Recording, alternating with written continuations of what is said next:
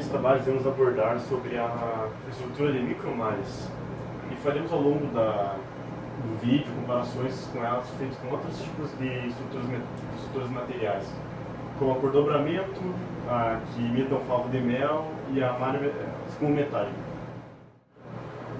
A tira periódica são o favo de mel e as estruturas de rede. A fava de mel ela tem a célula semi-aberta e a estrutura de rede tem as células abertas. Já nos estocásticos, elas são apresentadas pela célula aberta as esponjas e pelas células fechadas as espumas de metal. E aqui no centro tem as esferas ocas, porém a gente não vai entrar falar sobre elas no vídeo. A microestrutura de malhas garante uma boa rigidez, uma boa relação de força e peso.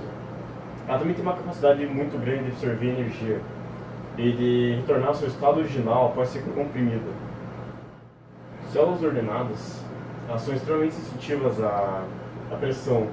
Logo, você precisa fazer cálculos precisos de onde você vai colocar essas juntas de pressão, porque elas vão acumular uma grande energia, uma quantidade de energia nelas. Just watch. Come on.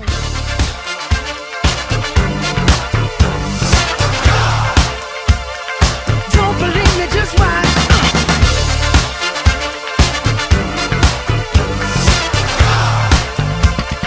Don't believe me, just watch.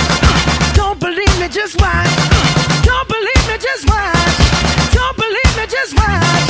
Hey, hey, hey, oh!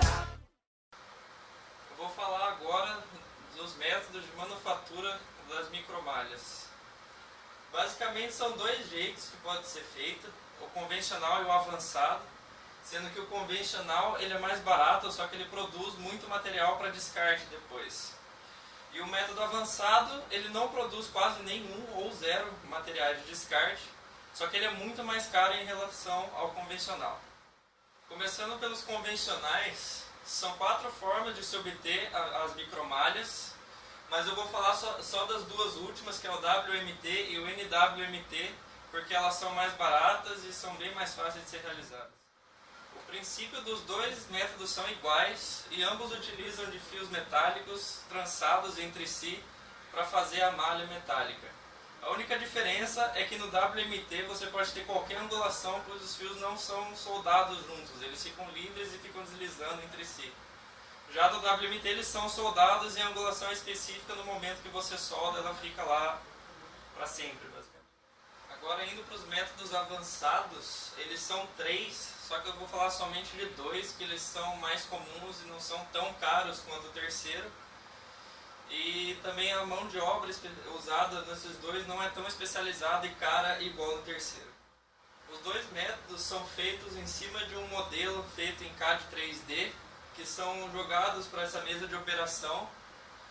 E o pó metálico aqui ele é fundido e depois ressolidificado em camadas para fazer igual ao desenho. E tem 2 considerações finais a ser feitas sobre esse processo avançado.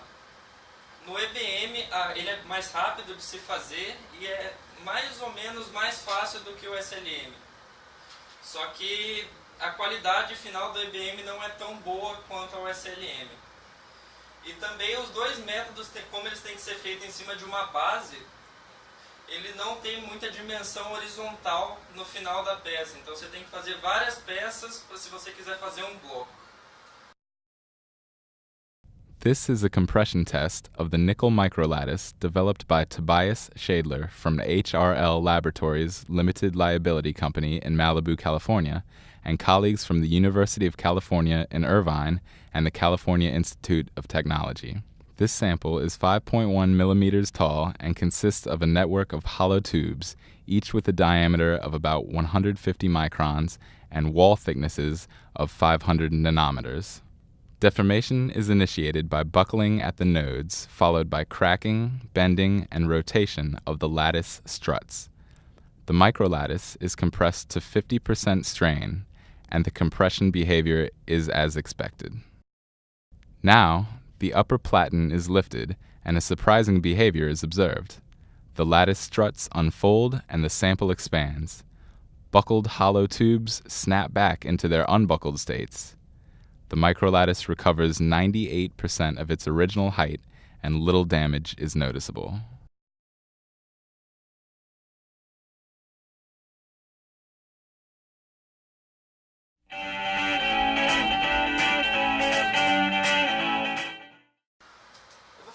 Das propriedades mecânicas da micromalha. As propriedades finais do material dependem de algumas outras coisas que vão influenciar. A principal dependência na construção da micromalha é o material base que vai ser utilizado para construir ela.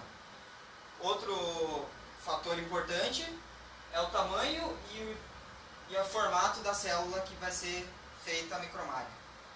Nós temos também a periodicidade e a conexão entre as paredes celulares e as ligações. O tipo de ligação, se ela é sólida ou se ela é porosa. O tipo de porosidade e também a densidade relativa final entre os materiais usados na construção da micromalha. Aqui nesse slide a gente pode ver dois gráficos. Um gráfico de tração e alongamento e o outro de compressão e alongamento. O primeiro gráfico é o comportamento de células sólidas e no segundo gráfico a gente tem estruturas piramidais por sanduíche. No caso, uma com as conexões ocas e com a outra nas conexões sólidas. Aqui a gente pode ver um outro gráfico de densidade relativa em relação a modo de elasticidade relativa também. A gente pode ver que os quadrados, os triângulos e os círculos aqui são as estruturas dos microlétis, as microredes. E elas estão bem parecidas com a área que abrangem as espumas. Então isso confere a elas propriedades muito parecidas com as espumas metálicas e que isso pode trazer vantagens, porque o microlétis ele tem uma área de elástica muito maior que a área plástica. Então a gente pode ver que já as espumas não, as espumas quando elas sofrem impacto ou algo do tipo, elas sofrem uma deformação plástica que não consegue recuperar o formato original. Já os microlétis ele tem essa possibilidade de, após sofrer o impacto, ele consegue retornar ao seu estado inicial. Ele tem um comportamento parecido com um elastômero. Então a gente pode ver que a gente consegue as propriedades das espumas metálicas e ainda consegue recuperar o formato original do material que a gente está usando. Aqui a gente pode ver que nos picos de tração, na parte de alongamento intermediário, ela tem um alongamento de cerca de 50% da estrutura original. E nos alongamentos altos, ele tem uma taxa de alongamento de cerca de 130% a 190%. O que torna que na área de alongamento intermediário, a gente tem um efeito microinercial no material. Já na parte do alongamento máximo, ele tem um efeito de curvatura nas microestruturas. Elas vão começar a se dobrar quando elas sofrem muito estresse ou muita tensão. Aqui a gente pode ver algumas imagens que exemplificam o que eu falei no outro instante. A gente pode ver que é praticamente o mesmo impacto que os dois materiais sofrem, aqui o microlétis e aqui a espuma de alumínio. A gente vê que a deformação deles é praticamente a mesma, só que a espuma de alumínio, no caso, vai ter uma deformação plástica e não vai retornar ao seu estado inicial. Já o microlétis, mesmo tendo essa deformação parecida, ela vai conseguir retornar ao seu estado inicial e conseguir trabalhar da mesma forma e receber várias vezes a mesma quantidade de impacto. Aqui a gente pode ver um outro estilo de microlétis, que é entre painéis. Neste caso aqui, o impacto recebido entre os dois é ainda mais parecido. Em alguns momentos até o impacto sofrido pelo microlétis é maior e tem a mesma deformação que a da espuma de alumínio. Então a gente pode considerar que os dois têm propriedades mecânicas parecidas.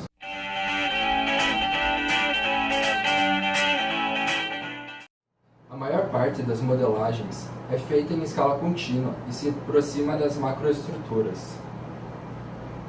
Seus membros estruturais são arranjados de tal forma que a microestrutura e as propriedades mecânicas sejam uniformes. Para esse procedimento, é necessária uma grande quantidade de recursos computacionais, como por exemplo, uma placa de 1 metro por 1 metro por 20 milímetros de uma célula unitária de 2,5 mm, estrutura CFC, ou seja, 4 elementos por unidade, apresenta uma quantidade de 30 milhões de elementos aproximadamente. Como a estrutura é constituída de 99,9% de ar, ela necessita de menos matéria para ser produzida. Isso significa que você pode construir uma coisa de mesma proporção que nós já temos, com muito menos material. Isso acaba ajudando, inclusive, o meio ambiente, porque a gente vai produzir a mesma coisa com menos material, então a gente vai precisar tirar menos material do ambiente.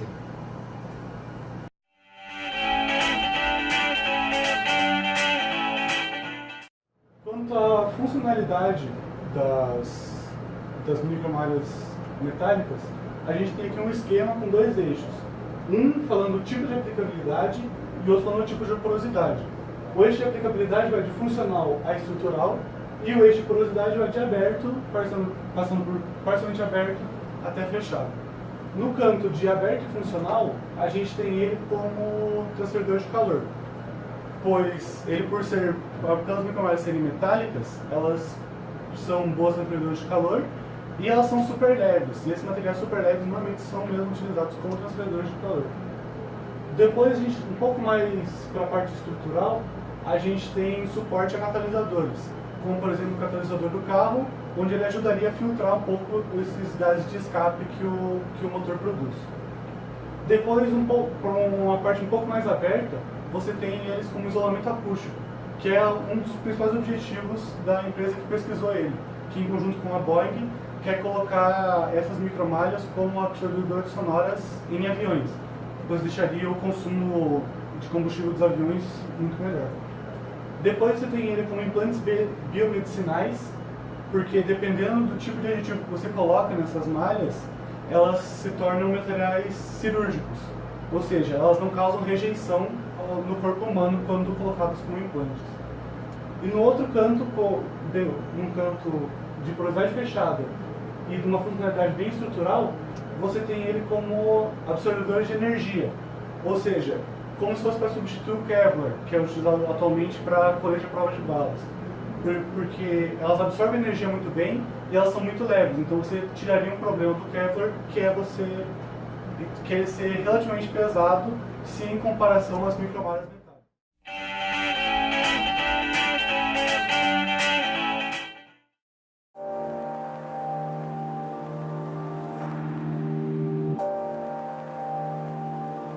We were able to make the world's lightest material. The entire structure was basically 99.99% air.